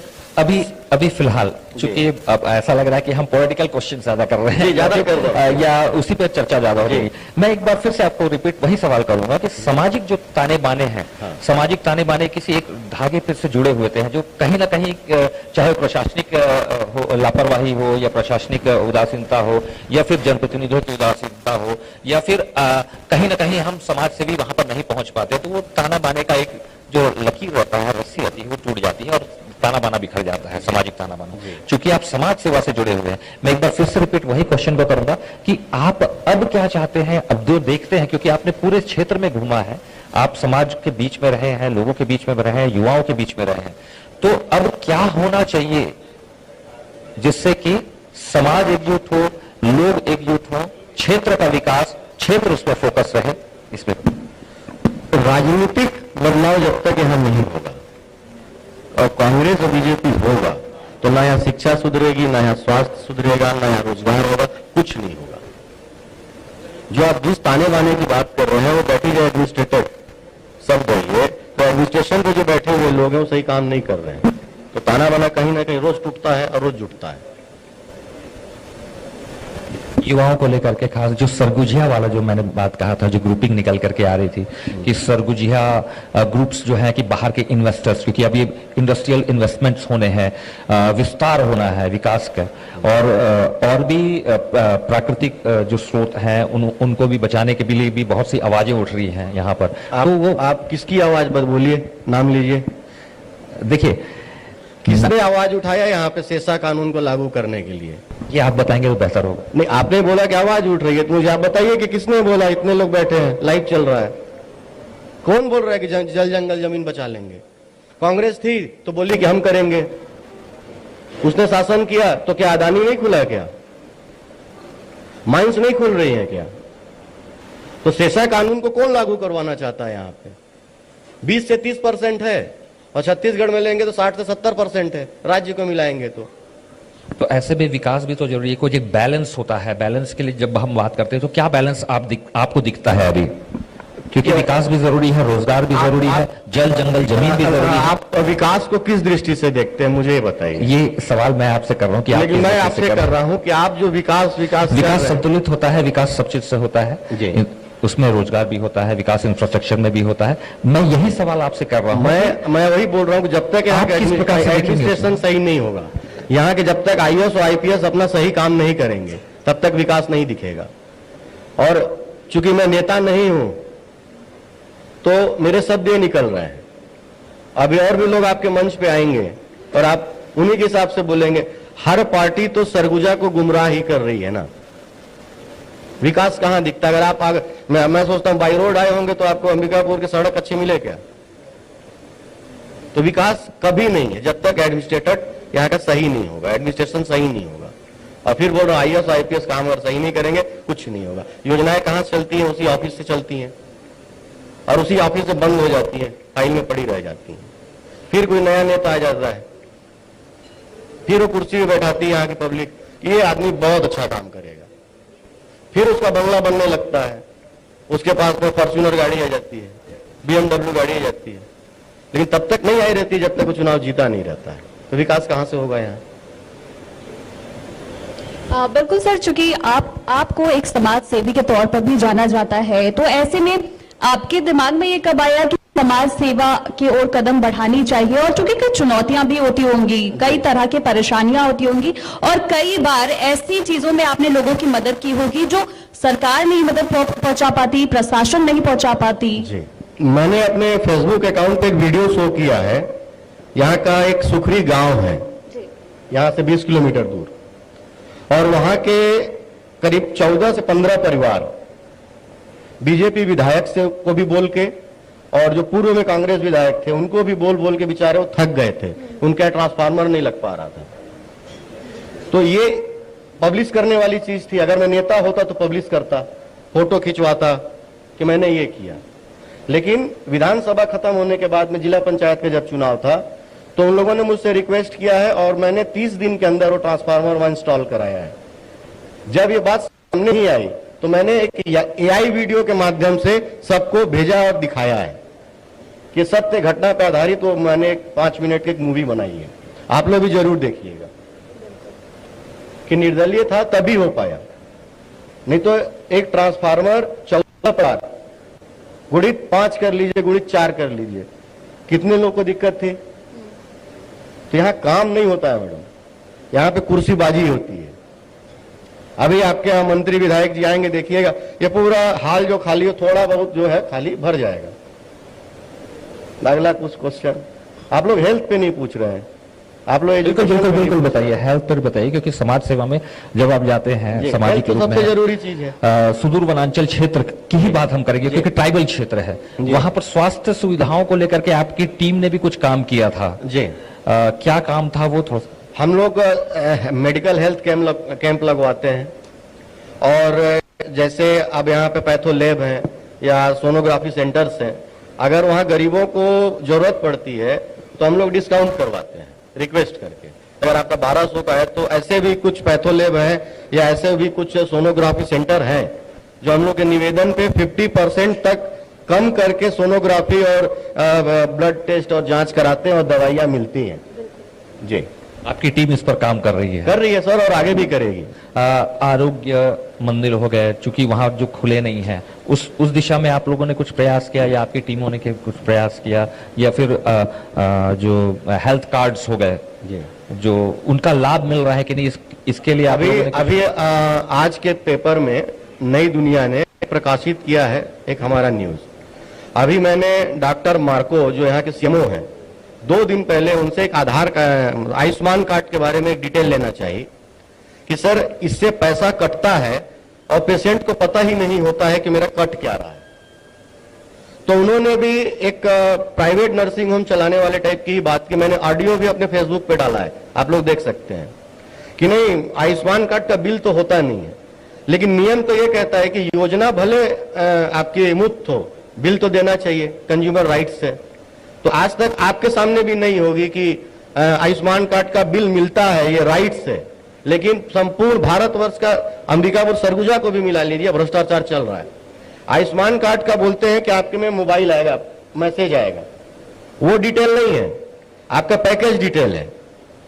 आज स्वास्थ्य व्यवस्था यहाँ कितनी खराब है कि 1 मई 2026 को यहाँ पे एक संकल्प हॉस्पिटल है, जहां पे एक महिला, जिसको अनट्रेंड महिला, जिसको सिक्योरिटी गार्ड रखा गया था, वो जनरेटर में डीजल डालते वक्त उसको मशीन ने खींच लिया।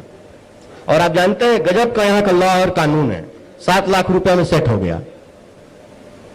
ना तो ईएसआई कार्यालय का कुछ निर्देश हुआ, ना तो ईपीएफ वालों ने कुछ किया, ना तो यहाँ के प्रशासन ने किया, मामला सेट।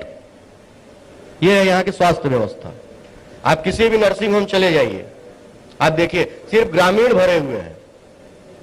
आपको एडमिट करके आपका इलाज तुरंत शुरू हो जाता है, लेकिन आपको पैकेज पता ही नहीं होता है। तो मैंने डॉक्टर मार्को और डॉक्टर हार्दिक से रिक्वेस्ट की थी टेलीफोनिक, और मैंने उसको फिर विज्ञप्ति मैंने पेपर्स को दी, तो आज पेपर्स ने प्रकाशित किया। मैं उसकी मांग कर रहा हूं कि भाई आप आयुष्मान कार्ड योजना मुफ्त है, लेकिन लॉ कहां बोलता है कि बिल नहीं दोगे। आप में इंजुरी के पेशेंट हो, आप बीपी के पेशेंट हो, और आप आईसीयू में एडमिट कर दिए, आपको तो पता ही नहीं है मैडम मेरा पैकेज क्या लगा, सीवीए लगा कि क्या लगा, और कट गए आपके 2-2.5 लाख 3 लाख रुपए, और आप हाथ हिलाते हो हॉस्पिटल से चले गए। ये है अंबिकापुर की हॉस्पिटल व्यवस्था। एक लड़की मर गई, 7 लाख में सेट हो गया। संकल्प हॉस्पिटल अंबिकापुर में, यही नजदीक है, आप जाकर देख सकते हैं। तो सर इसके अगर आप भ्रष्टाचार की जिस तरह से बात कर रहे हैं, इस पर कैसे रोक लगाया जाए? क्या इसका जवाब आपके पास है? क्योंकि बातें तो सब कहते हैं कि ऐसे भ्रष्टाचार हो रहे हैं, कई तरह के विकास नहीं हो रहे, लेकिन आखिर उसका परिणाम जो है वो क्या निकल कर सामने आएगा? उस पर रोकथाम कैसे लगाया जाए? उसकी रोकथाम देखिए, प्रथम नागरिक जिले का कौन है, संभाग का या विधानसभा का? तो पहला विधायक होता है। तो विधायक ही वैसे बैठ जा रहे हैं तो कहां से सुधरेगा? यहाँ तो ऐसे ऐसे विधायक हैं जो, अभी आग लगी थी एक व्यापारी के यहाँ, तो उसको दबाने के लिए पटाखे छोटे छोटे बोल दिए गए।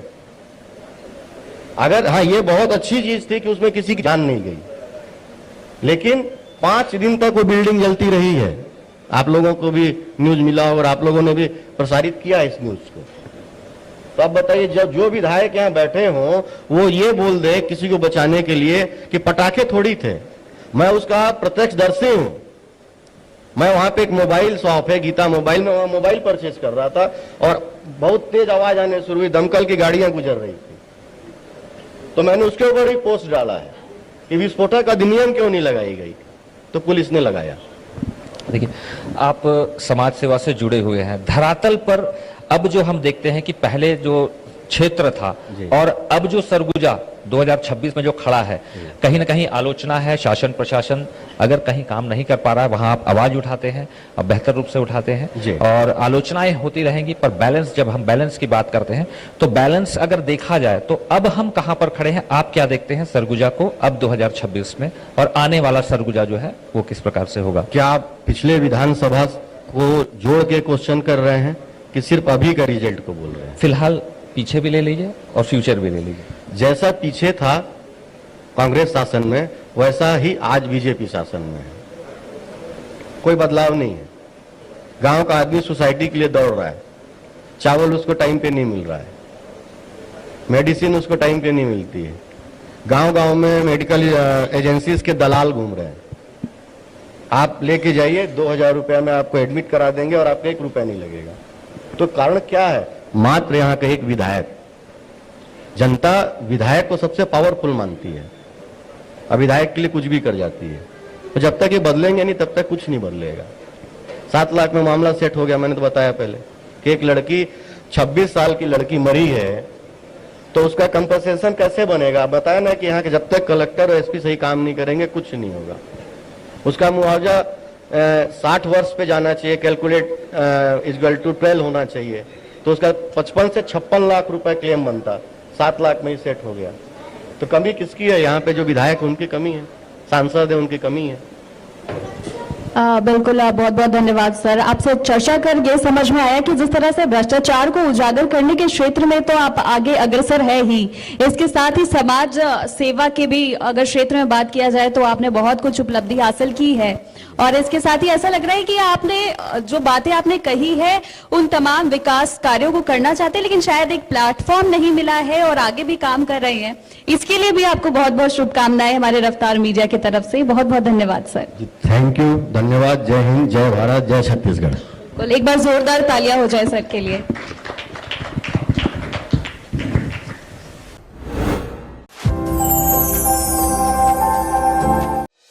छत्तीसगढ़ में विकास की रफ्तार हमर सरगुजा 2026 कार्यक्रम के सह प्रायोजक हैं लेजर हॉस्पिटल, कोठी घर के पास, जिला अस्पताल रोड, अंबिकापुर, छत्तीसगढ़। अगर आप अंबिकापुर में घूम रहे हैं और आपने मां महामाया के दर्शन नहीं किए तो आपका घूमना अधूरा है। अगर आप सरगुजा में पर्यटन के लिए आए हैं और मैनपाट नहीं जा पा रहे तो आपका पर्यटन अधूरा है।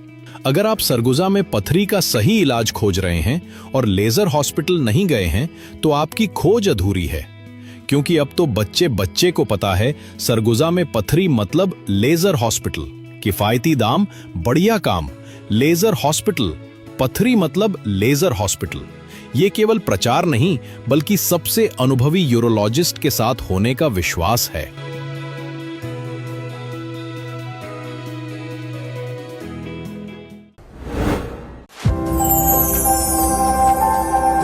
पंछी सा उड़ने लगे हैं एक ख्वाहिश बन के, आंखों में सपने जगाओ, नॉलेज की गोते लगाओ, मंजिल के करीब आओ, एक फाइल में आके आशियाना, एक फाइल दिल में रहना।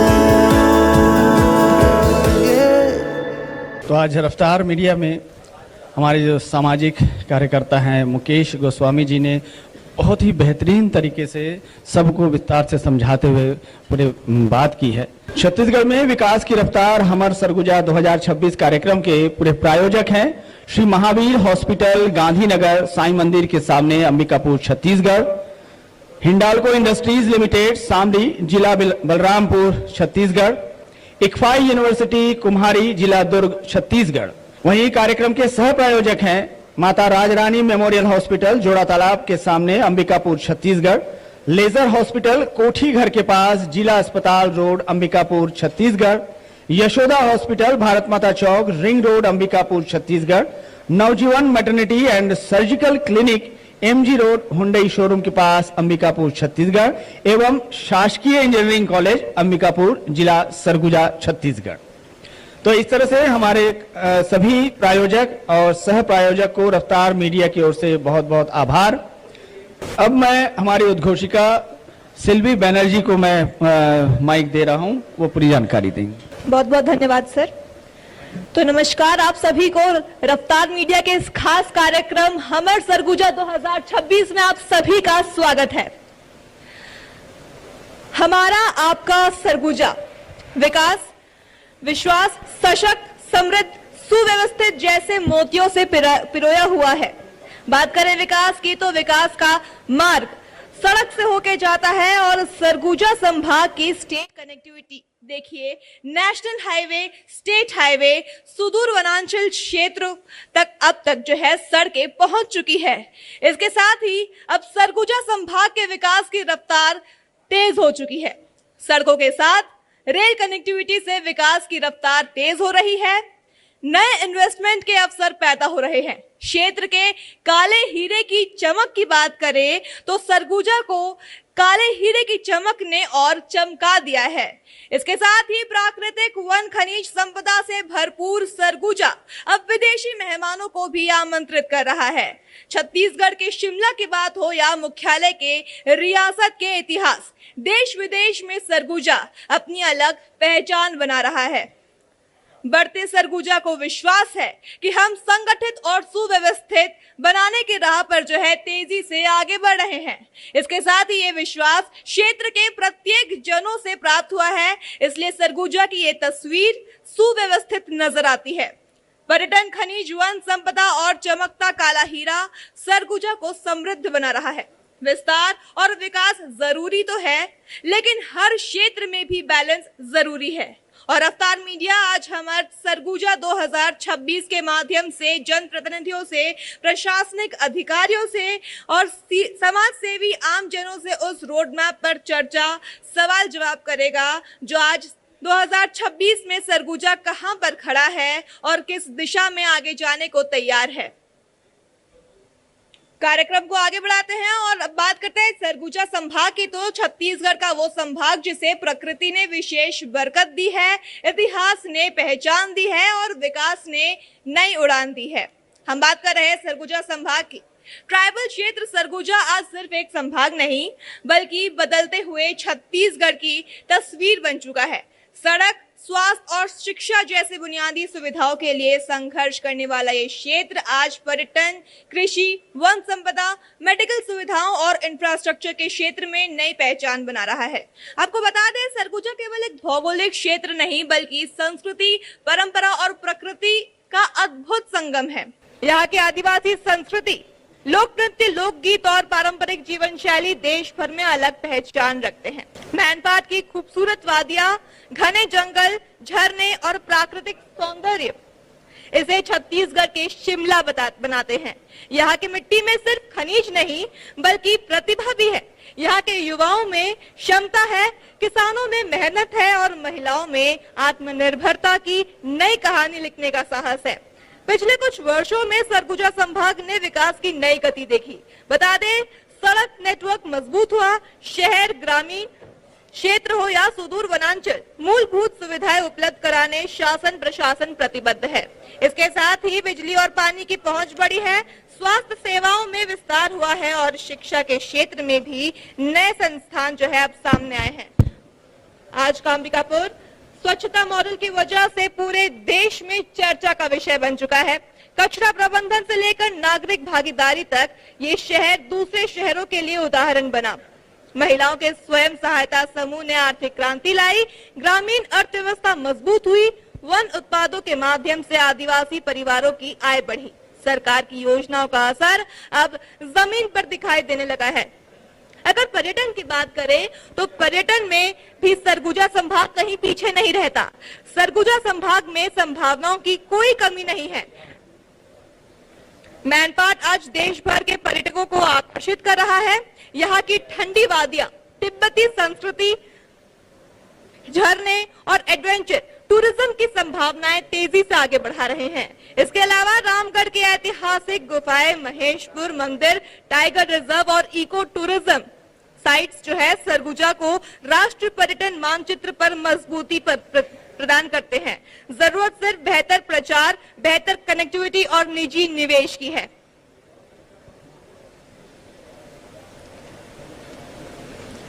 तो ये है सरगुजा संभाग की कुछ उपलब्धियां और कुछ ऐसी चीजें जो सरगुजा को और आकर्षित करती हैं, आकर्षित बनाते हैं और दूर दराज से लोगों को आकर्षित करते हैं। फिर चाहे वो ट्राइबल क्षेत्र हो या ऐसे क्षेत्र जो लोगों को आकर्षित करते हैं, दूर दराज से जो लोग हैं यहाँ पर आते हैं और सरगुजा के वादियों में इसका लुत्फ उठाते हैं। बदलते सरगुजा का वो तस्वीर है ट्राइबल क्षेत्र। आपको बता दें, इसके साथ ही सड़क, स्वास्थ्य और शिक्षा जैसी सुविधाओं के लिए संघर्ष करने वाला जो क्षेत्र है आज पर्यटन, कृषि और संपदा, मेडिकल सुविधाओं और इंफ्रास्ट्रक्चर के क्षेत्र में भी अपना पहचान बना रहा है। सरगुजा सिर्फ एक भौगोलिक क्षेत्र नहीं बल्कि संस्कृति, परंपरा और प्रकृति का अद्भुत संगम है। अंबिकापुर को सरगुजा की राजधानी कहा जाता है और इसके साथ ही सरगुजा ऐसा जिलों में से है जो सबसे पुराना रहा है छत्तीसगढ़ में। मैनपाट की खूबसूरत वादियां, घने जंगल, झरने और प्राकृतिक सौंदर्य से छत्तीसगढ़ का शिमला बनाता है। यहाँ की मिट्टी में सिर्फ खनिज नहीं बल्कि प्रतिभा भी है। युवाओं को अपनी प्रतिभा दिखाने का अवसर भी प्रदान करता है सरगुजा। पिछले कुछ वर्षों में जो है सरगुजा संभाग ने विकास की नई गति देखी। आपको बता दें, सड़क नेटवर्क मजबूत हुआ है और न सिर्फ सड़क नेटवर्क बल्कि शहर, ग्रामीण क्षेत्र और सुदूर वनांचल में मूलभूत सुविधाएं उपलब्ध हुई है। बिजली और पानी की पहुंच भी बढ़ी है, स्वास्थ्य सेवाओं में विस्तार हुआ है और इसके साथ ही शिक्षा के क्षेत्र में भी सरगुजा अपने आप को पीछे नहीं रख रहा। आज का अंबिकापुर स्वच्छता मॉडल की वजह से पूरे देश में चर्चा का विषय बन चुका है। कचरा प्रबंधन से लेकर नागरिक भागीदारी तक ये शहर के दूसरे शहरों में उदाहरण बना है। महिलाओं के स्वयं सहायता समूह ने आर्थिक क्रांति लाई है, ग्रामीण अर्थव्यवस्था मजबूत हुई है, वन उत्पादों के माध्यम से आदिवासी परिवारों की आय बढ़ी है। सरकार की योजनाओं का असर अब जमीन पर दिखाई देने लगा है। अगर पर्यटन की भी बात की जाए तो पर्यटन में सरगुजा संभाग की संभावनाओं की कोई कमी नहीं, बल्कि मैनपाट आज देश भर के पर्यटकों को आकर्षित कर रहा है। यहाँ की ठंडी वादियां, तिब्बती संस्कृति, झरने और एडवेंचर टूरिज्म की संभावनाएं तेजी से आगे बढ़ रही है। इसके अलावा रामगढ़ की ऐतिहासिक गुफाएं, महेशपुर मंदिर, टाइगर रिजर्व और इको टूरिज्म साइट्स सरगुजा को राष्ट्रीय पर्यटन मानचित्र पर मजबूत पहचान दे सकते हैं। जरूरत सिर्फ बेहतर प्रचार, बेहतर कनेक्टिविटी और निजी निवेश की है।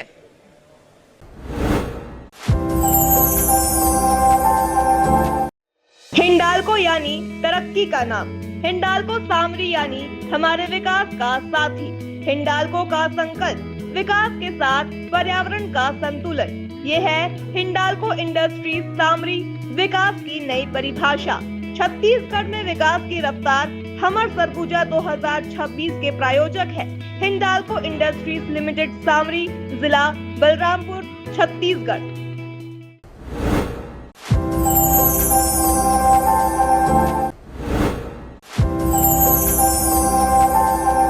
छत्तीसगढ़ में विकास की रफ्तार हमर सरगुजा 2026 कार्यक्रम के प्रायोजक हैं श्री महावीर हॉस्पिटल, गांधीनगर, साईं मंदिर के सामने, अंबिकापुर, छत्तीसगढ़।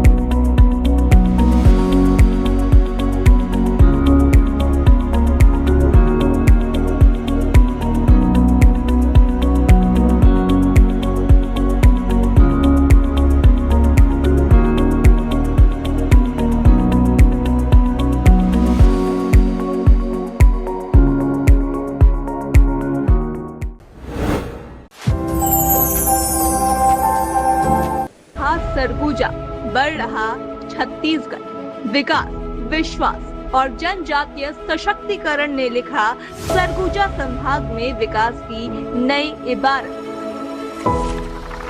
विष्णुदेव साय की सरकार ने दिया सुशासन, महिला सशक्तिकरण और युवाओं को मिली कुशल दक्षता। नई बनती सड़कों ने सरगुजा संभाग को दिया नया आयाम। विकास संपर्क करेंगे। फिलहाल अगर सरगुजा की बात करें तो सरगुजा अपने आप में ही छत्तीसगढ़ का शिमला माना जाता है। सरगुजा संभाग जो है छत्तीसगढ़ के सबसे पुराने जिलों में से एक माना जाता है। आपको बता दें, हमारा सरगुजा जो है विकास, विश्वास, सशक्त, समृद्ध, सुव्यवस्थित जैसे मोतियों से पिरोया हुआ एक संभाग है। इसके साथ ही सरगुजा संभाग की state connectivity, national highway, state highway, सुदूर वनांचल क्षेत्रों तक अब सड़कें पहुंच चुकी है। अब सरगुजा संभाग के विकास की रफ्तार तेज हो चुकी है। सड़कों के साथ रेल कनेक्टिविटी से विकास की रफ्तार तेज हो रही है।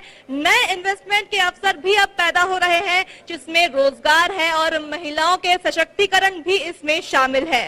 आपको बता दें, प्राकृतिक वन खनिज संपदा से भरपूर सरगुजा अब विदेशी मेहमानों को भी अपनी ओर आकर्षित कर रहा है। दूर दराज क्षेत्रों से लोग यहाँ पर आते हैं और सरगुजा की वादियों में अब मनमग्न हो जाते हैं। इसके साथ ही छत्तीसगढ़ की शिमला की बात हो या मुख्यालय के रियासत के इतिहास, देश विदेश में सरगुजा अपनी अलग पहचान बना चुका है। बढ़ते सरगुजा को विश्वास है कि हम संगठित और सुव्यवस्थित सरगुजा बनाने की राह पर तेजी से चल रहे हैं और ये विश्वास क्षेत्र के प्रत्येक जनों से प्राप्त हुआ है। इसलिए सरगुजा की ये तस्वीर सुव्यवस्थित नजर आ रही है। पर्यटन, खनिज और चमकता काला हीरा सरगुजा को समृद्ध बना रहा है। विस्तार और विकास जरूरी है, लेकिन क्षेत्र में बैलेंस भी जरूरी है। आपको बता दें, रफ्तार मीडिया आज हमर सरगुजा 2026 के माध्यम से जनप्रतिनिधियों और प्रशासनिक अधिकारियों समेत समाज सेवी आमजनों से उस रोड मैप पर चर्चा करने वाला है जो आज 2026 में सरगुजा कहां पर खड़ा है और किस दिशा में आगे जाने को तैयार है, ये प्रेजेंट करेगा। तो ये कुछ उल्लेख है सरगुजा के, जिसमें बताता है कि सरगुजा किस तरह से जो है आगे बढ़ रहा है, सरगुजा किस तरह से लोगों को आकर्षित कर रहा है और अपने आप में ही एक ऐसा प्रदेश, एक ऐसा संभाग बनकर उभरा है जो न सिर्फ पर्यटकों को आकर्षित कर रहा है, बल्कि महिला सशक्तिकरण की बात हो और रोजगार की बात हो, हर क्षेत्र में सरगुजा आगे बढ़ रहा है। बदल रहा सरगुजा, बढ़ रहा छत्तीसगढ़, विकास, विश्वास और जनजातीय सशक्तिकरण ने लिखा सरगुजा संभाग में विकास की नई इबारत। विष्णुदेव साय के सरकार ने दिया सुशासन, महिला सशक्तिकरण और युवाओं को मिली कुशल दक्षता। नई बनती सड़कों ने सरगुजा संभाग को दिया नया आयाम। विकास और विश्वास के साथ छत्तीसगढ़ में विकास की रफ्तार, ये है हमर सरगुजा 2026। छत्तीसगढ़ में विकास की रफ्तार, हमर सरगुजा 2026।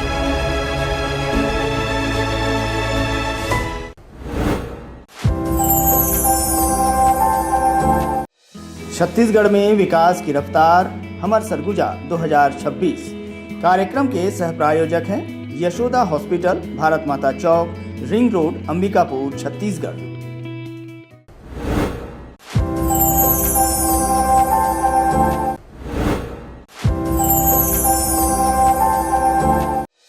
छत्तीसगढ़ में विकास की रफ्तार, हमर सरगुजा 2026 कार्यक्रम के सह प्रायोजक हैं लेजर हॉस्पिटल, कोठी घर के पास, जिला अस्पताल रोड, अंबिकापुर, छत्तीसगढ़।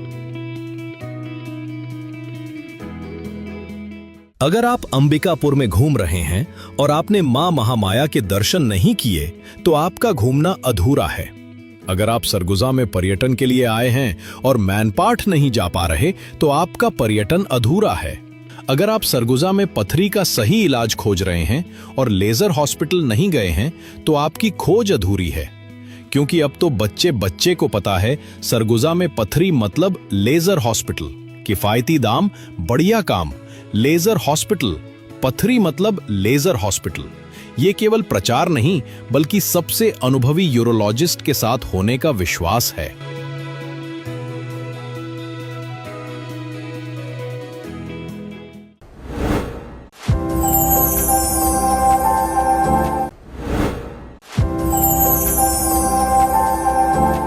छत्तीसगढ़ में विकास की रफ्तार, हमर सरगुजा 2026 सह प्रायोजक हैं माता राजा रानी मेमोरियल हॉस्पिटल, जोड़ा तालाब के सामने, अंबिकापुर, छत्तीसगढ़। इस रविवार अब सुपर स्पेशलिस्ट डॉक्टरों से परामर्श आपके अपने शहर अंबिकापुर में। 24 मई 2026 रविवार को एमआरएम हॉस्पिटल में एक ही छत के नीचे मिलेंगे कई विशेषज्ञ डॉक्टरों की सलाह। मस्तिष्क एवं तंत्रिका रोग विशेषज्ञ डॉक्टर अभिजीत कुमार कोहाट, टीबी एवं श्वसन रोग विशेषज्ञ डॉक्टर रोशन वर्मा, हृदय रोग विशेषज्ञ डॉक्टर गौरव त्रिपाठी, न्यूरोसर्जरी विशेषज्ञ डॉक्टर देवांश मिश्रा, रायपुर के सुप्रसिद्ध हड्डी रोग विशेषज्ञ डॉक्टर प्रतीक धावलिया, किडनी एवं ट्रांसप्लांट विशेषज्ञ डॉक्टर आर के साहू, पेन मेडिसिन एवं गठिया रोग विशेषज्ञ डॉक्टर बबलेश महावर। सेहत से जुड़ी इन गंभीर समस्याओं को टाले नहीं, सही विशेषज्ञ से मिलने का ये अवसर जरूर लें। इस रविवार 24 मई 2026 एमआरएम हॉस्पिटल पहुंचे और विशेषज्ञ डॉक्टरों से सही सलाह लें। शेष सभी दिनों में माता राजरानी अस्पताल में नियमित विशेषज्ञ चिकित्सकों की सेवाएं उपलब्ध रहती हैं। आज ही अपॉइंटमेंट बुक करें।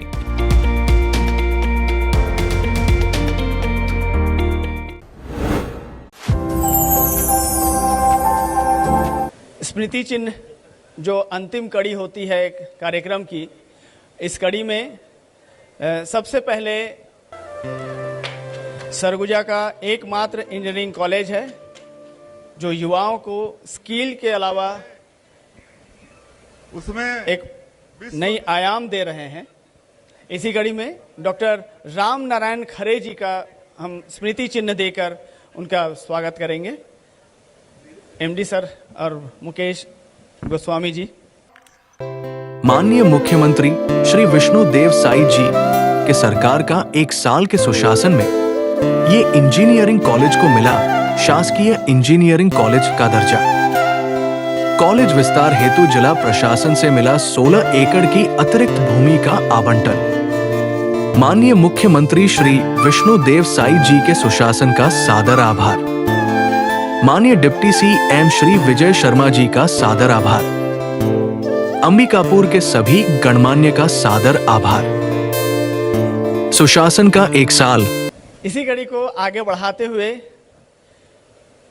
डॉक्टर आरएस मरकाम जी को मैं मंच पर बुलाना चाहूंगा। नवजीवन मैटरनिटी एंड सर्जिकल क्लिनिक,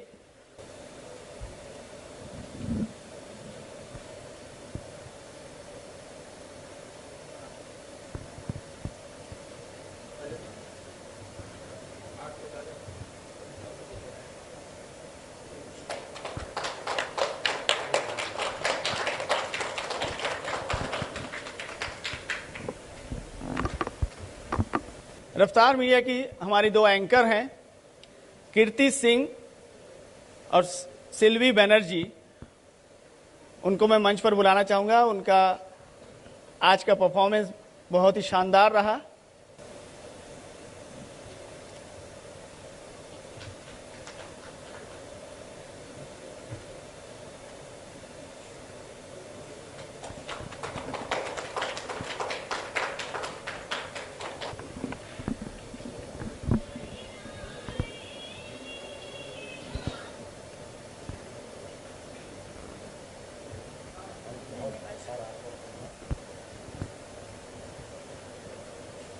जोरदार ताली। अब अगली कड़ी में मैं हमारे एमडी श्री गौरव सिंह जी से अनुरोध करूंगा कि सामाजिक कार्यकर्ता मुकेश गोस्वामी जी का स्मृति चिन्ह देकर स्वागत करें।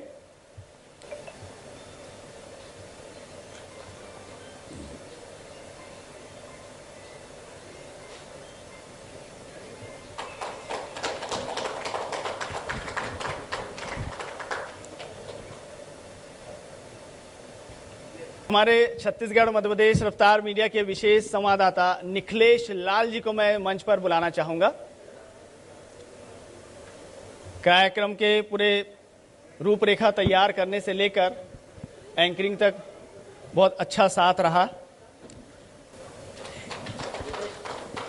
रितेश,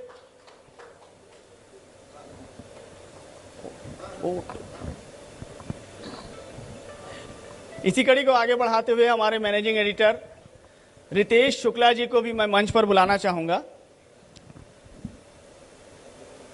मैनेजमेंट की क्षेत्र में उन्होंने अग्रणी स्थान रखते हुए अच्छा काम करने के कारण उन्हें भी सम्मानित किया जा रहा है स्मृति चिन्ह देकर।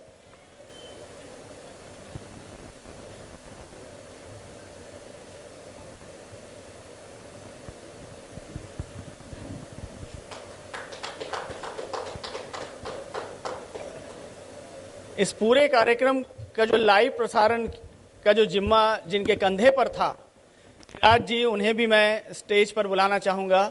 जो महत्वपूर्ण जो अपना योगदान उन्होंने दिया है। सिराज जी, आप भी मंच पर आएंगे। हमारे एमडी गौरव सिंह जी और सामाजिक कार्यकर्ता मुकेश गोस्वामी की के द्वारा किया जाएगा।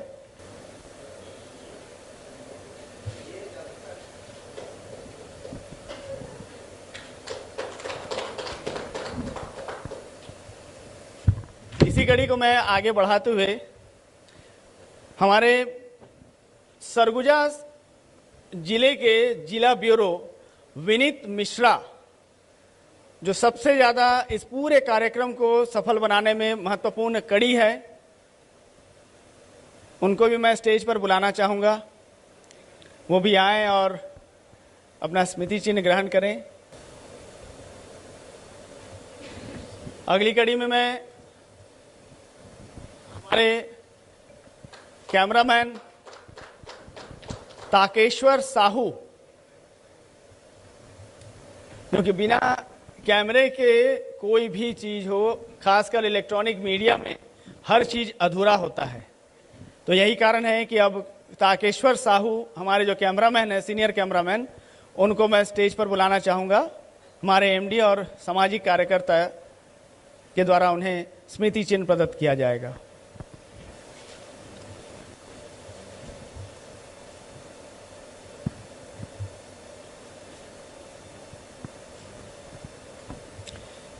इसी कड़ी को मैं आगे बढ़ाते हुए अब हमारे जो कैमरामैन हैं उनको बोलूँगा कि विकास जी का थोड़ा सहयोग दें और विकास जी को ऊपर स्टेज पर भेजें। विकास जी आप भी आइए, आपका भी बहुत महत्वपूर्ण भूमिका है इस पूरे लाइव शो में। मैं चाहूँगा कि हमारे एमडी गौरव सिंह जी रफ्तार मीडिया के संबंध में कुछ संक्षिप्त जानकारी दें। थैंक यू दादा। रफ्तार मीडिया की शुरुआत 2009 में हुई थी और ये रांची से इसकी शुरुआत हुआ है।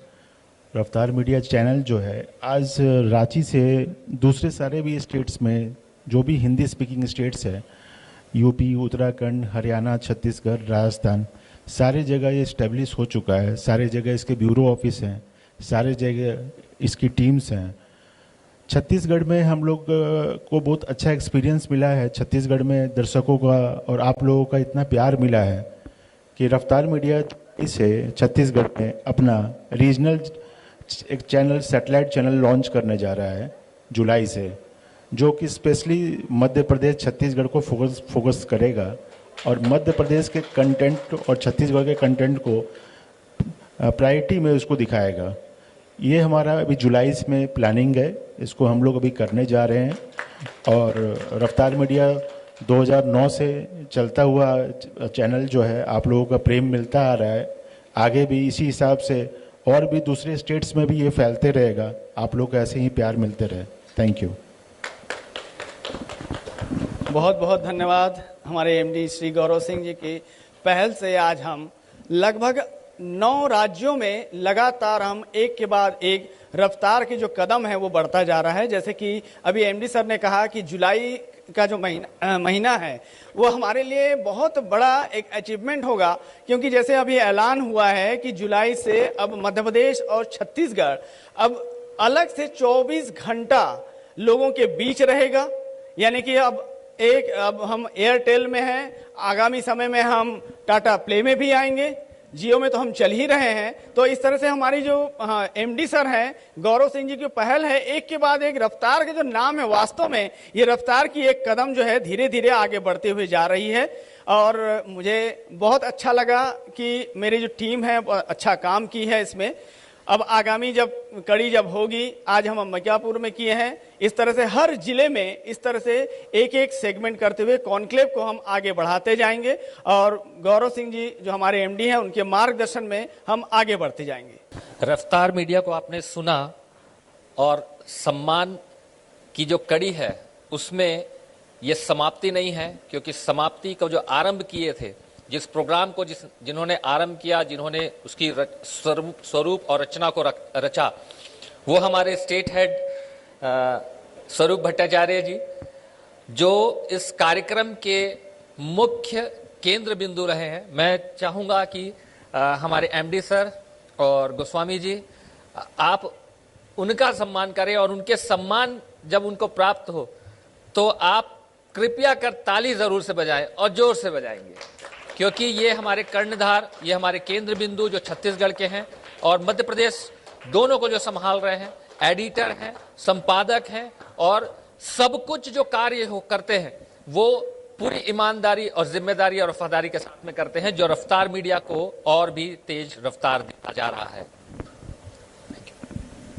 ये हमारे एमडी सर की भी एक कड़ी है जो आज हमको जो जोड़े हुए हैं, तो उसी कड़ी में मैं ये मुकेश गोस्वामी जी से अनुरोध करूंगा कि हमारे एमडी सर को स्मृति चिन्ह देकर उनका स्वागत करें। जोरदार तालियों के साथ स्वागत करें।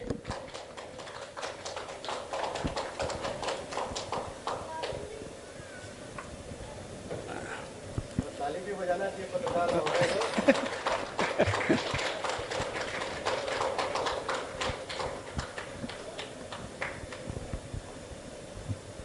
तो इस तरह से आज के कार्यक्रम की मैं यहाँ हमर सरगुजा 2026 के कार्यक्रम की समापन की मैं आज घोषणा करता हूँ।